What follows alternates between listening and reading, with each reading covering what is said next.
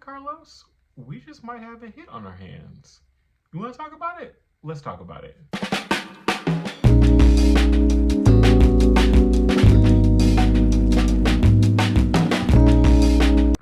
What is up, you guys? Welcome back to Leo Reviews. I am your boy Leo, and today I am excited. We are here to review not the Real Housewives. We are here to review Love and Marriage Detroit.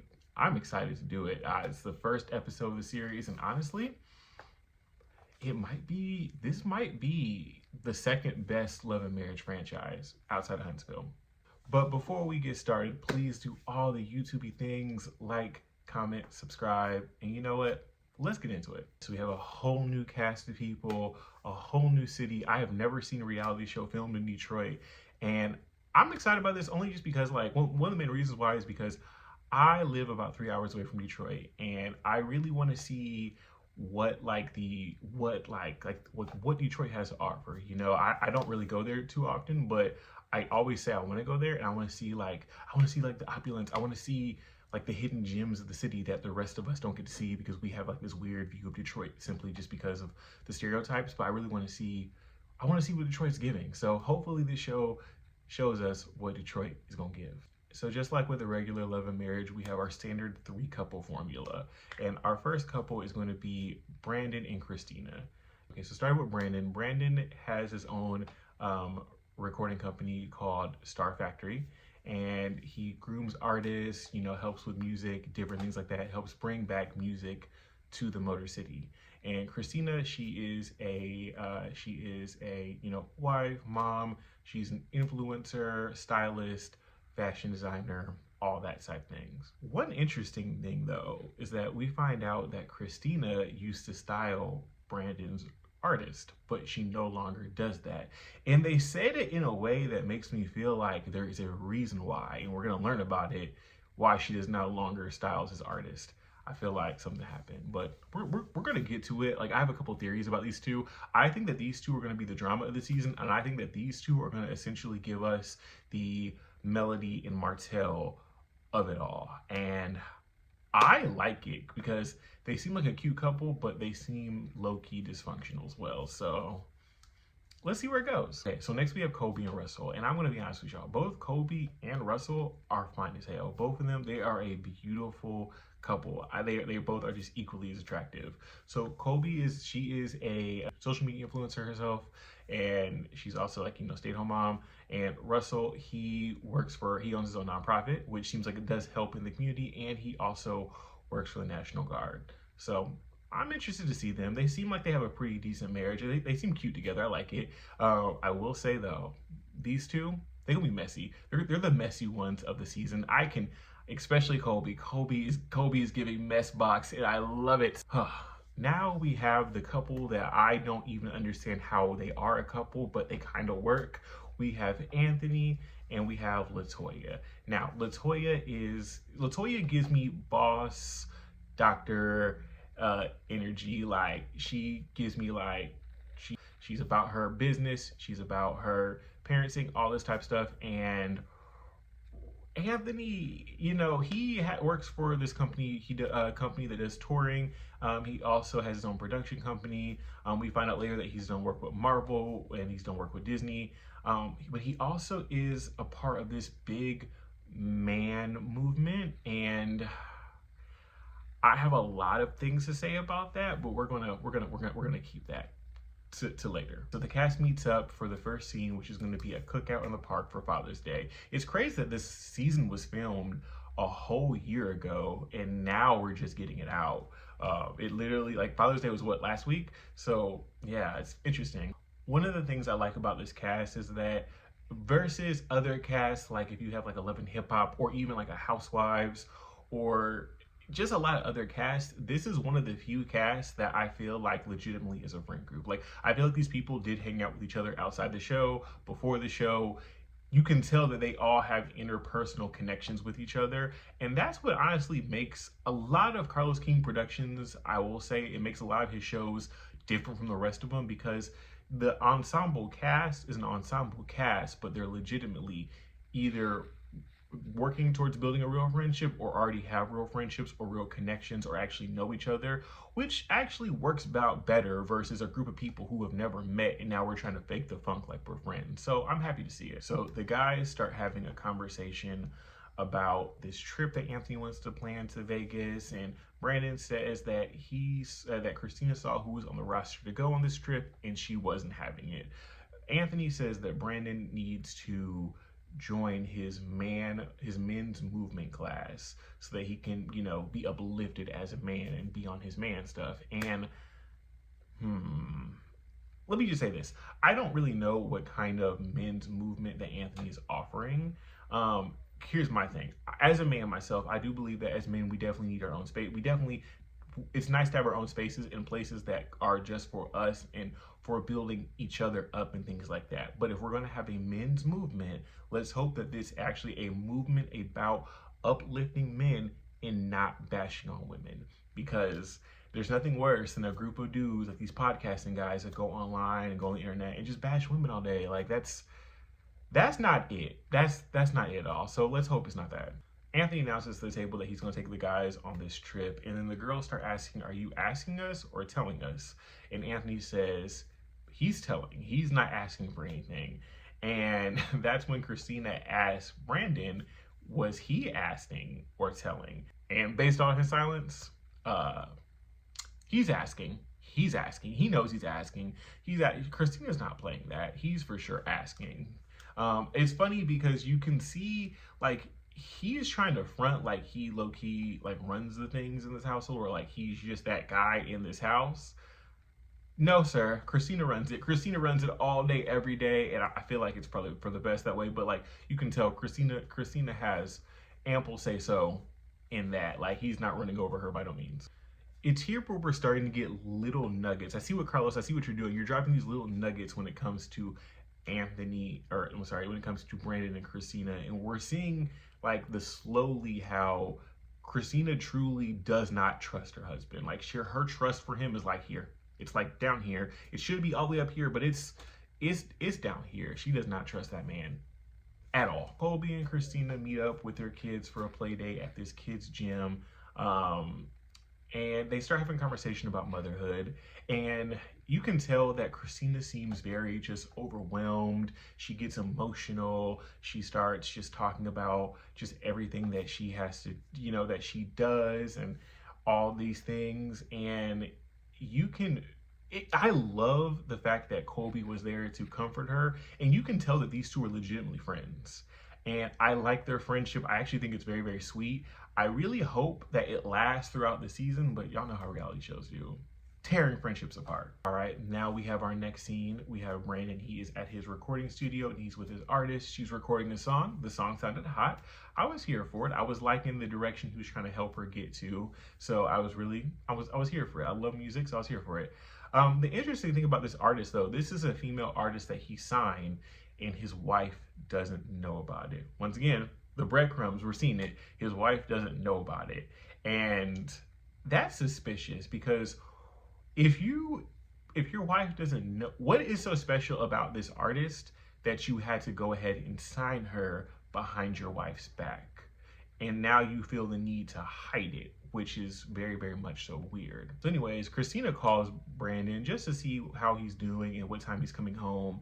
And Brandon gets very, very aggravated by her asking him the question. And I had to rewatch the scene like 2-3 times to see if Christina was actually like badgering him, but because she wasn't badgering him at all. She wasn't hounding him. She wasn't like being like, when are you coming home? Yada, yada, yada. She just simply asked him, hey, how are you doing? What you doing? When are you coming home? Which is the typical average questions that any spouse would ask, especially when your significant other has a job where they're in the studio at all types of nights. So it made sense why she was asking him.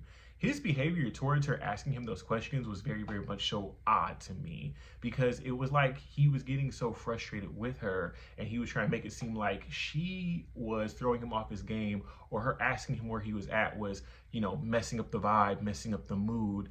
And for what? She was just checking on you, bro. It honestly feels like Brandon knows that he is doing wrong with having this artist behind his wife's back. So he's trying to gaslight her and making it seem as if she is doing too much, simply so that she doesn't have to, go back and ask him questions about who he's with. Because imagine if you just had like a simple conversation with her, she'd be like, oh, who's recording, yada yada yada, and then you have to tell her it's a woman, and that would probably start a whole fight. So I'm thinking, he probably just pretended to be upset with her so that she wouldn't ask him more questions. We see it. We see the breadcrumbs, Carlos. We see it. Christina says that she feels that Brandon puts his business over her and the kids. Brandon says, well, maybe if she showed him more love and more appreciation, he would adjust his schedule so that he would be home more. And she says, no, that's not how that works. You have to actually be home so that I can show you the love and affection that you want. And yeah, these two are problems. These two have a lot of problems that we're just not discussing. And they're about to play out on TV.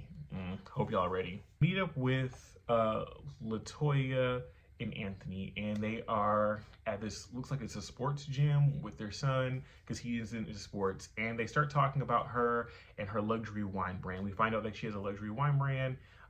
It's one of the few Black female-owned luxury wine brands, and how do I get a bottle? Because I do love me some wine, and I do love me some luxury, so I want to drink some of that. They start talking about all the business that they need to do for the wine and all the traveling that they need to do for the wine, which leads into Brandon telling her that he needs to go back to Atlanta. And the look on her face tells me that Atlanta is some sort of cause for contention in their marriage. We find out that Brandon had went to Atlanta during the height of the COVID pandemic and, to work with Marvel and Disney, and pretty much left Christina alone to, work her job as a doctor, but then also come home and take care of the kids.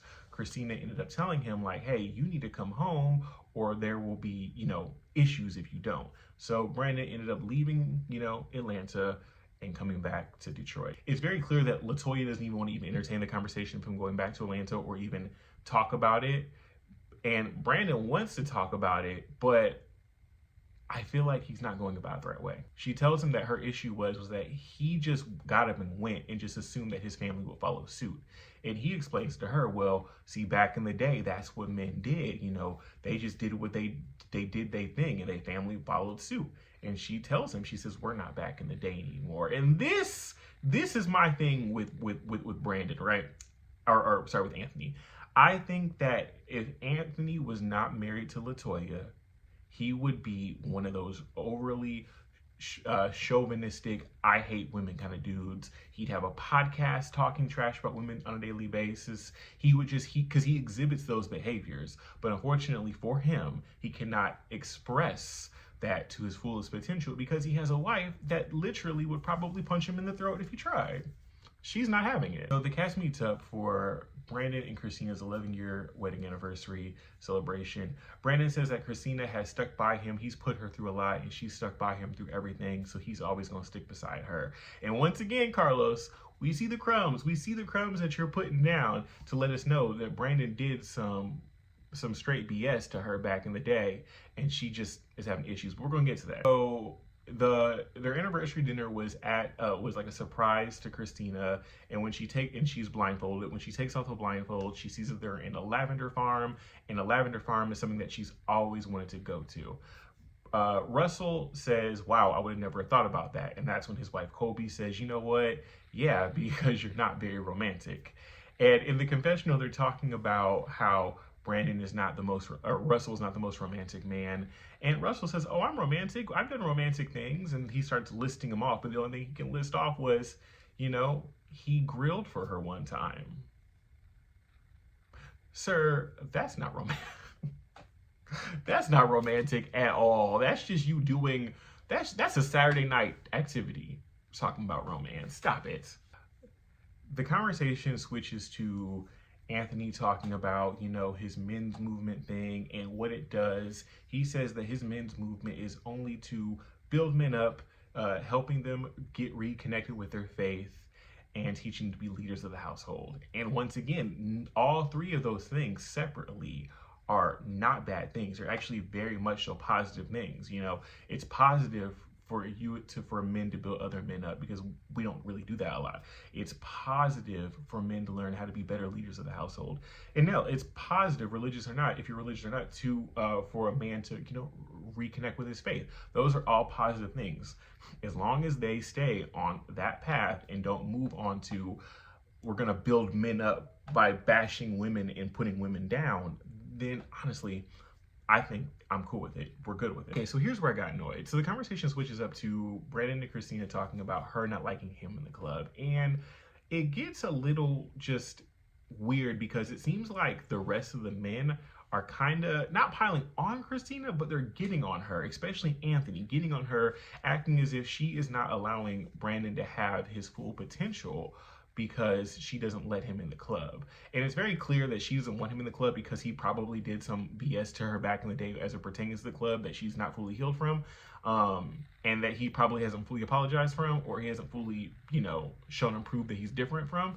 But it's very just weird to watch how these men, especially like how Anthony is just dogpiling on her, and he even tells her that she's just being insecure, and he says that she's insecure because she knows what kind of a man her husband is. And sir, stop talking out of turn. Like, the guys were getting on Colby because Colby was interjecting and saying that she needed to stay out of other people's marriages, but y'all as men are in their marriage on their wedding anniversary, getting on her and calling her insecure. And Brandon, why are you letting this man call your wife insecure? Like, it can never be me. It can never be me, because you're not gonna call my wife insecure over some stuff that you don't know the history over. And that's how the conversation turns out to, because Brandon or Anthony's calling her insecure, saying that she knows the character of her husband. And that's the thing, she knows the character of her husband, which is exactly why she does not want him in the club, because of his character, because of the things that he has probably done to her, or that he actually has done to her in the past. This whole conversation gets to the point to where Colby ends up, spilling the beans that her husband Russell had told her that Brandon told him that Brandon now has a new female artist, and that Christina doesn't know about it. And the look on Christina's face, you can clearly see that she is obviously upset. She is obviously hurt, because he went and he signed this woman behind her back. So we find out that Brandon has a history with artists. We found out that he had an emotional affair with one of his previous artists, and this was a big betrayal for Christina, because this woman was somebody that she had taken under her wing, which I honestly think was why she doesn't style artists anymore. It sounds like she had taken this woman under her wing. Maybe she styled this woman, and this woman went ahead and, tried to get with her husband. So like now she's just not, styling his artists anymore. But you can tell like that level of betrayal still hurts her because, he made these mistakes. And she starts getting emotional. She starts crying. She starts yelling at him. He tries to get her to go up, it's like have like a sidebar somewhere else. She's not having it. So Brandon ends up just like leaving. And I'm just sitting there. I'm like, man, happy anniversary, you two. Happy 11-year anniversary. Overall, I would give this episode definitely an 8 or 9 out of 10. It definitely was a great first episode. So I'm definitely interested to see what Carlos gives us for the rest of the season. It looks like it's going to be explosive. It looks like it's going to be good. I'm excited. But anyways, you guys, thank you so much for watching my channel. I definitely appreciate it. Please do me a favor, do all the YouTube-y things, like, comment, subscribe below, and hey, we will see you in the next